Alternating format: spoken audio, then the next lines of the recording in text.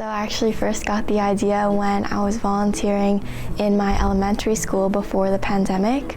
So I was helping kids with developmental disabilities, and I was just inspired by how positive they were despite all the challenges they had. But then during the pandemic, me and my friends faced like a lot of setbacks due to online learning. I wasn't allowed to volunteer in person, of course, and I just wanted to find another way to help.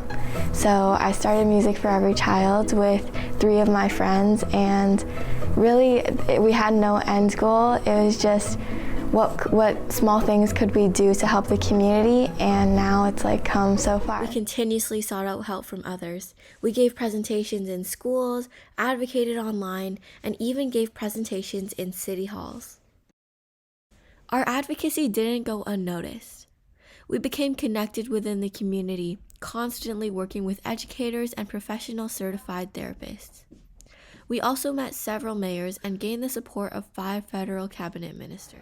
As we continued to dedicate our work towards helping children with developmental disabilities, I realized that fundraising wasn't enough.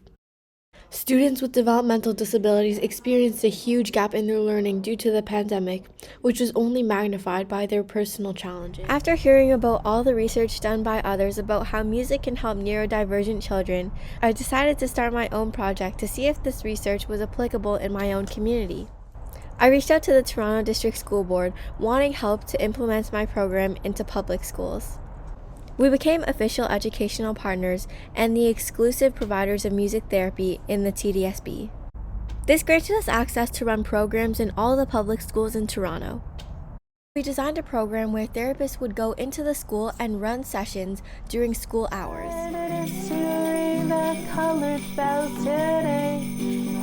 Inside the sensory room at Henry Hudson Senior Public School, students are immersed in song.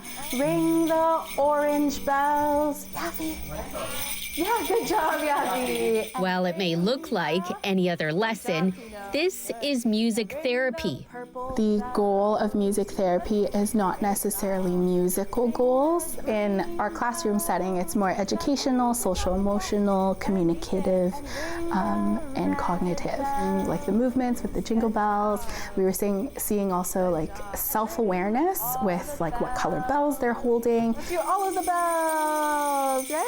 Good job. And at its core for these youngsters is building connections. Some of our friends who are sitting in the room, you may have noticed that they're sometimes not always looking or like facing towards me, but when I come around, that's why I try and focus in sometimes on individuals where I'll bring the instrument to them and try and see if they'll play, and through that you're creating a connection every time. And this teacher says his students are really responding. Most of my students have autism spectrum disorder, and on top of that they'll also have an intellectual disability, so that impacts their ability to learn, their ability to develop at the same pace as like their average peer. For them, school looks very different. I'm gearing my curriculum towards life skills, so that could be things like self-regulation. That's a big piece for the students in the music program. It's where I see them really shine through in terms of their emotional regulation, and I think that's because of the music, that they feel a lot calmer, they feel more at ease, so they're able to take those skills and actually transfer it throughout the rest of the week as well. So I've noticed that from the program starting, as we've had more and more time with it, I see they're able to focus on tasks for a longer period of time. I've noticed that they're able to just kind of calm themselves down a bit more than they were prior to the program coming into the school. With such overwhelmingly positive feedback surrounding music therapy, our program continues to expand at a quick rate.